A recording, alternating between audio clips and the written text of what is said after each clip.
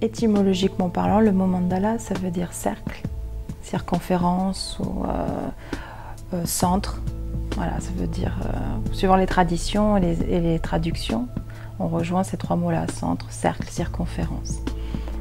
Au niveau de la symbolique, le mot mandala représente une création, quelle qu'elle soit, qui part d'un point, d'un centre, à partir duquel tout un élan de création se déploie, ou à l'inverse, tout un élan de création qui se rassemble en un centre.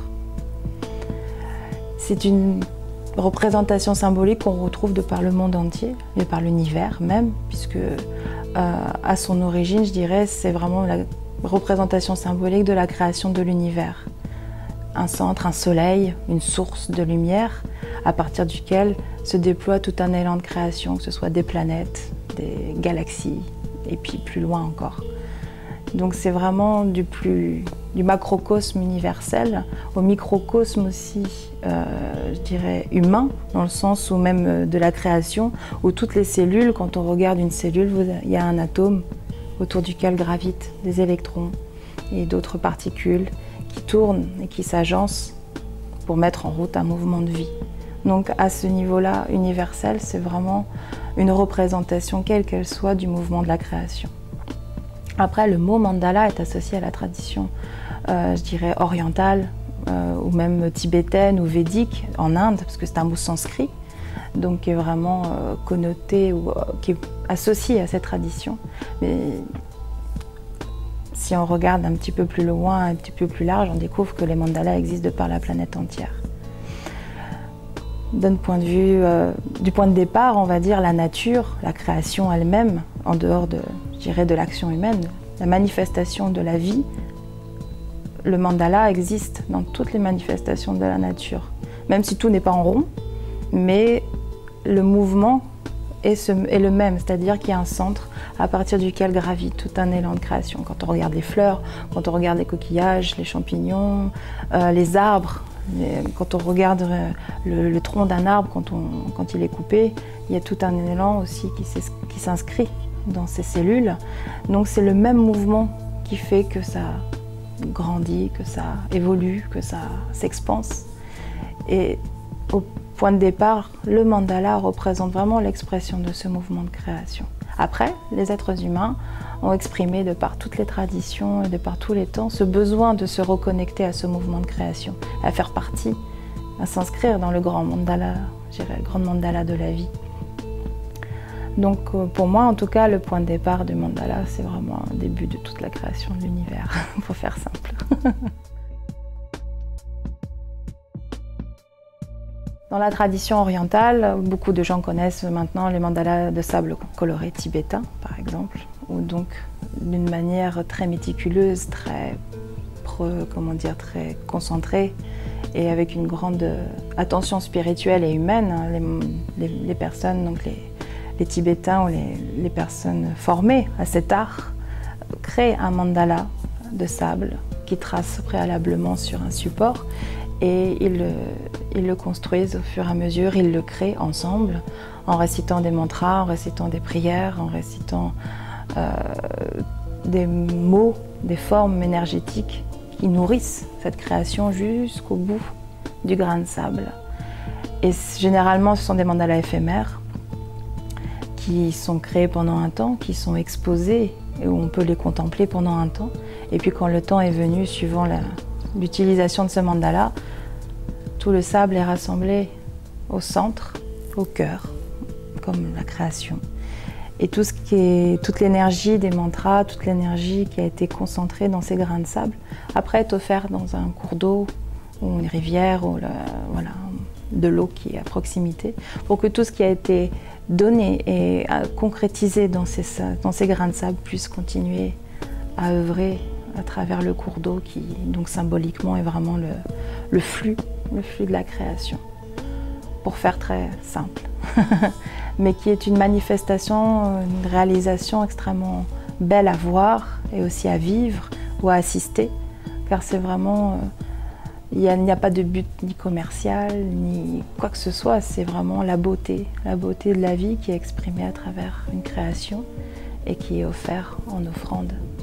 Dans les pujas, dans les rituels, les grandes cérémonies aussi au feu sacré, comme il y en a souvent aussi en Inde, ou pour toutes les fêtes, quelles qu'elles soient, on retrouve beaucoup de mandalas dans tous les aspects, que ce soit au niveau des supports de rituels, à travers le feu, enfin l'antre qui accueille le feu sacré. Il y a beaucoup de mandalas qui sont tracés au sol ou sur le support, en terre ou en briques, suivant, voilà, qui représentent justement ce mouvement de création avec des symboles bien particuliers, des matières bien particulières qui sont généralement toutes naturelles, donc recyclables et dans le mouvement de la vie. Sur les éléphants, qui donc aussi deviennent symboles sacrés pour cette cérémonie, pour cette fête qui est célébrée, quelle qu'elle soit. Sur le sol, c'est vraiment comme un dessin magique, tout simplement. Un dessin magique pour exprimer le mouvement de la création et pour créer un vortex vraiment d'énergie et participer à tous les éléments qui se mettent en place pour ces pujas, qui sont tous très codifiés et chacun a sa place comme dans un mandala, comme dans la vie. Chacun a sa place à un moment donné et participe ensemble à la montée d'énergie, au partage de cette énergie divine et sacrée, quel que soit le nom que l'on met dessus.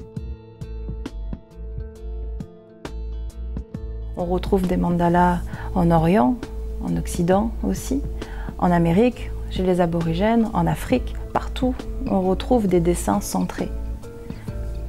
Quels que soient les symboles qui sont à l'intérieur ou le matériau qui est utilisé pour le créer.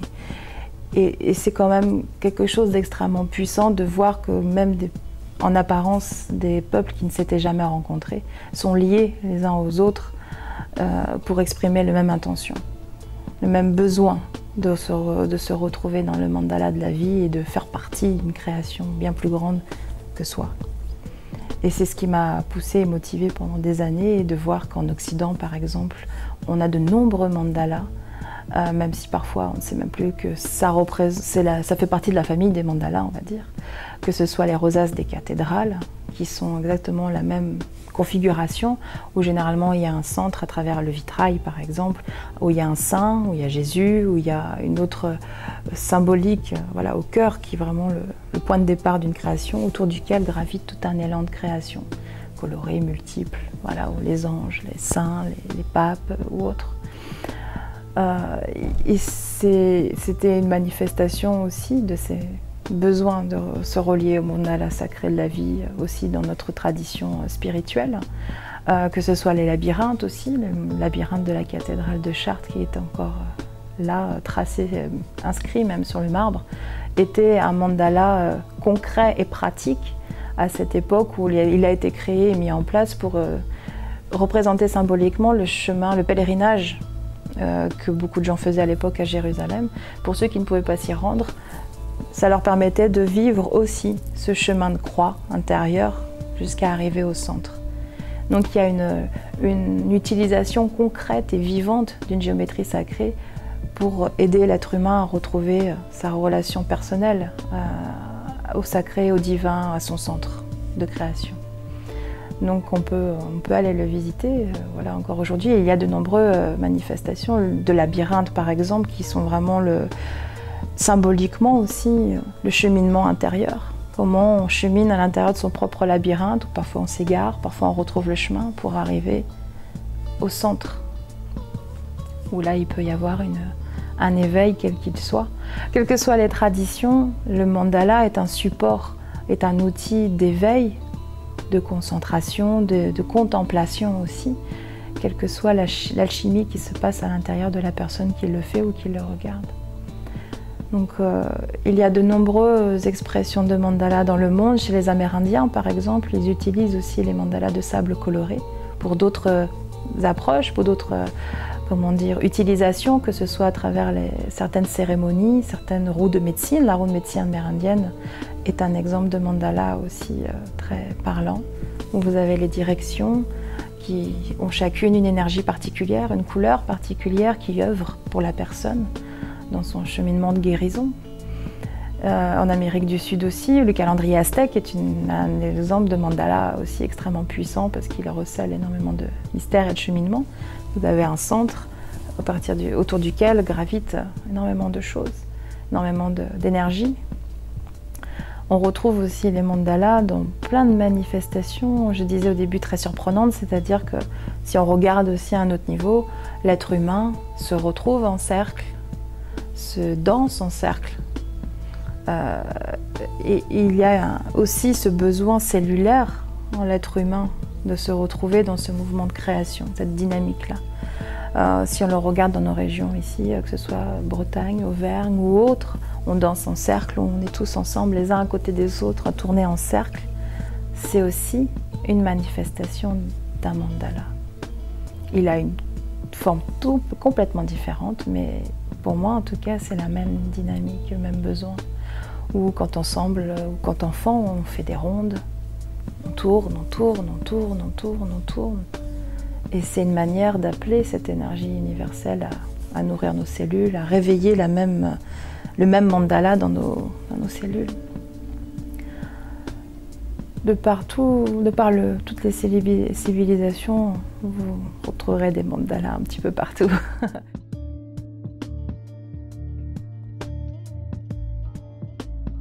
On peut le peindre, on peut le sculpter, on peut le dessiner, on peut le contempler, on peut le danser, le chanter, on peut le broder. Il y a une infinité de supports.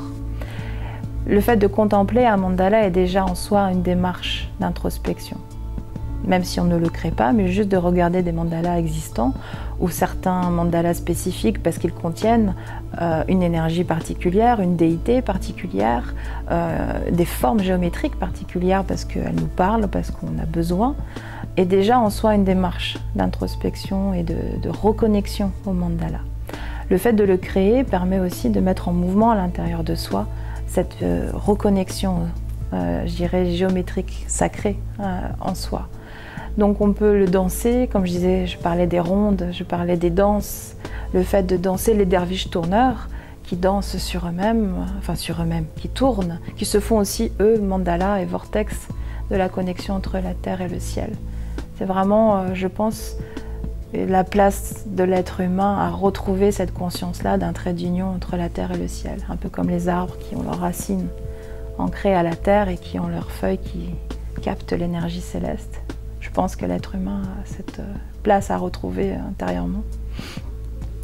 Donc on peut le dessiner, le peindre, le modeler, le sculpter. Le fait de faire des mandalas entre guillemets figés dans le sens où ils sont peints et inscrits sur un support fixe est une démarche déjà très importante et particulière. Même le coloriage est déjà pour moi une étape importante. C'est le fait de prendre un temps, de se plonger dans une création et de se reconnecter.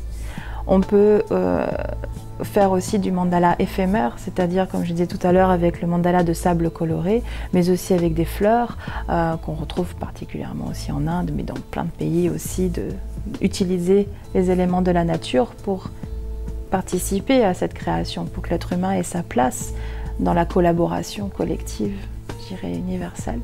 On peut utiliser tout un tas de supports éphémères qui permettent de vivre, retrouver l'instant présent d'une création. Même si après cette création change, évolue, est en apparence détruite ou retransformée pour repartir dans le mouvement de la vie, c'est en soi déjà une démarche extrêmement puissante et bouleversante de faire du mandala éphémère, par exemple. On peut faire des mandalas numériques. Beaucoup de personnes utilisent aussi les nouvelles technologies pour faire des mandalas, ce qui permet d'avoir accès à d'autres approches, où là, la précision mathématique par l'ordinateur permettent d'accéder à d'autres imbrications géométriques, d'autres fractales, d'autres secrets, je dirais, géométriques, que l'ordinateur, là, pour le coup, je pense, peut être une aide. Même si du coup ça oblige à le vivre vraiment intérieurement pour ne pas laisser tout à l'ordinateur de le faire. Voilà, en tout cas c'est un point de vue personnel, mais ça peut donner vie à des créations extrêmement fortes aussi. D'une manière très basique, de par l'étymologie du mot mandala, que je disais au début, qui est donc le centre, la création et la réalisation de mandala, c'est déjà se concentrer, de fait de porter toute son attention sur une activité, une attention, permet déjà de retrouver en soi un centre. En tout cas, de faire le chemin pour arriver à se recentrer, à apaiser le mental qui est agité de multiples préoccupations, qu'elles soient passées, futures, présentes. Déjà, c'est une action immédiate dans le fait de se concentrer et de prendre le plaisir à faire quelque chose de ludique et de concret, sans que la tête soit toujours en activité mentale en tout cas. À un autre niveau, comme l'a utilisé Jung aussi pendant son travail, à un moment donné, pendant son accompagnement avec ses patients, le fait d'utiliser le mandala permet aussi de se restructurer, en tout cas de découvrir une partie de l'inconscient que le mental ne peut pas exprimer, en tout cas que bloque souvent le mental pour diverses raisons, et que le fait de passer par une activité concrète et manuelle permet d'avoir accès. Souvent les dessins, les peintures spontanées ou créées révèlent de nombreuses choses de soi, de son propre intérieur, de son mandala personnel, je dirais, qui nous permettent du coup d'avoir un regard différent sur soi et donc du coup de cheminer dans son évolution, dans sa guérison intérieure, dans son éveil aussi. Et le fait d'utiliser les formes géométriques, l'asymétrie, permet de retrouver aussi, en tout cas invite la personne qui le crée à retrouver l'asymétrie, l'équilibre intérieur. Le fait d'utiliser le droit, le gauche, le carré, le cercle, permet de retrouver l'équilibre intérieur entre, je dirais, parfois les polarités féminines, masculines, le gauche, le droit. Et souvent, on n'arrive plus à faire un côté que de l'autre. Quand on veut dessiner la même forme de chaque côté, il y a toujours un endroit où ça coince un petit peu. Parce que intérieurement, en tant qu'être humain, quel que soit notre parcours et notre vécu, on s'est volontairement, je pense en tout cas, on s'est éloigné d'un certain mouvement de création pour refaire le chemin. Et je pense que c'est un parcours, un cheminement intérieur pour se recaler dans ce mouvement de création universelle. Que nos cellules se réharmonisent avec le mouvement de la vie, quel qu'il soit. Donc le fait de créer un mandala ou de réaliser un mandala permet à nos cellules de retrouver ce chemin. Et d'utiliser ces formes géométriques est ni plus ni moins cette action-là, parce que nos cellules sont elles-mêmes composées de ces formes géométriques. Donc on utilise extérieurement ces formes géométriques pour les retrouver à l'intérieur, pour retrouver cette harmonie universelle. On retrouve des formes géométriques de par la création en terre quand on regarde comment la vie est composée. On retrouve ces cellules, ces formes géométriques. Donc les utiliser permet de retrouver l'équilibre. Utiliser des formes à polarité entre guillemets plus masculine permet de s'harmoniser avec l'énergie masculine. Et de la même façon, des formes plus féminines, à polarité féminine, permet de se réharmoniser avec l'énergie féminine. Et de faire les deux ensemble permet de trouver l'équilibre. Pour moi, c'est vraiment une alchimie permanente de l'être humain à retrouver l'harmonie et surtout le mouvement de l'harmonie, qui est quelque chose qui n'est pas figé comme une photo à l'instant T, mais qui est vraiment un mouvement où on est capable de se laisser vivre et mouvoir par ce mouvement de création universelle. Donc utiliser les mandalas permet une réharmonisation à différents niveaux. Que ce soit le simple plaisir ludique à retrouver sa créativité, à être capable de créer quelque chose, à en être fier, à retrouver l'estime de soi dans sa capacité à être créateur de quelque chose, quel que soit le support qu'on utilise, déjà est quelque chose d'extrêmement important et puissant. Et aussi, donc, on peut utiliser des mandalas et des formes bien spécifiques pour toucher telle ou telle problématique d'une personne.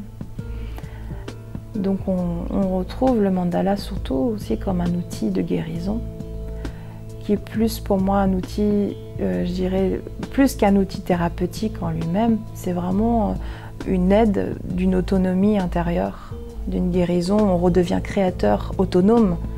Est-ce que je mets du bleu? Est-ce que je mets du rouge? Est-ce que là je me sens bien? Est-ce que c'est harmonieux? Toute cette alchimie qui se fait spontanément quand on crée quelque chose, c'est le fait pour moi de redevenir autonome de sa propre capacité à être humain dans ce qu'il y a de plus noble.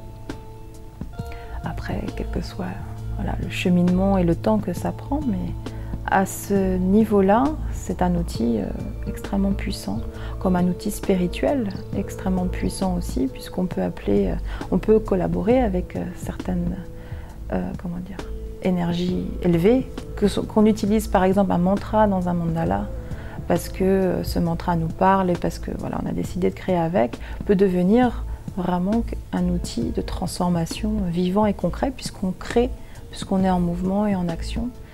Et l'énergie du mantra aide aussi à réveiller les cellules et à retrouver une harmonie plus proche de la source de création. En fait.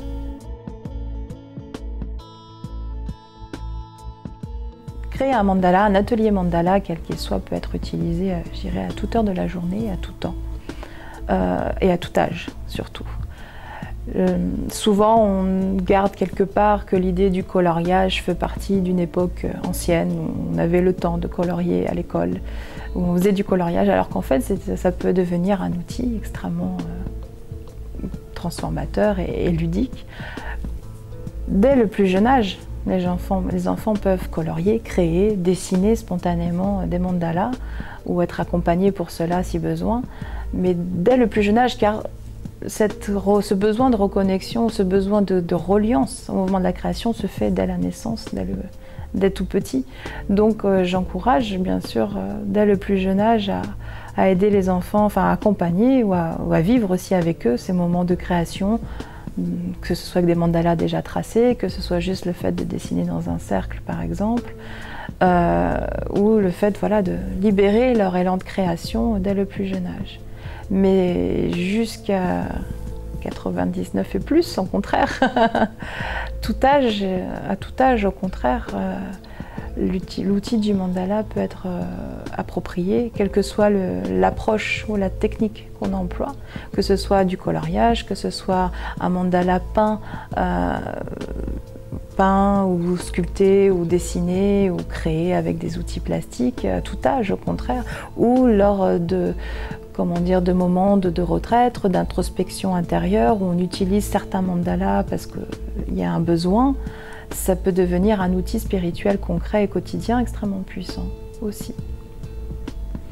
Il peut être aussi fait collectivement et en famille, et même pas qu'en famille, je dirais entre amis, entre collectifs, quels qu'ils soient, car c'est aussi un outil fédérateur, en tout cas qui permet de réveiller le lien entre les hommes, les femmes, les petits, les grands.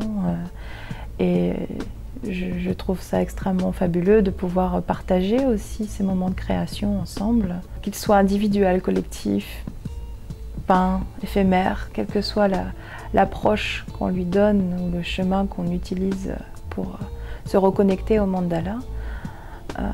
C'est ni plus ni moins un prétexte extérieur pour retrouver sa propre connexion, son propre mandala intérieur et du coup retrouver sa place dans le mandala de la vie, mandala universel en tout cas.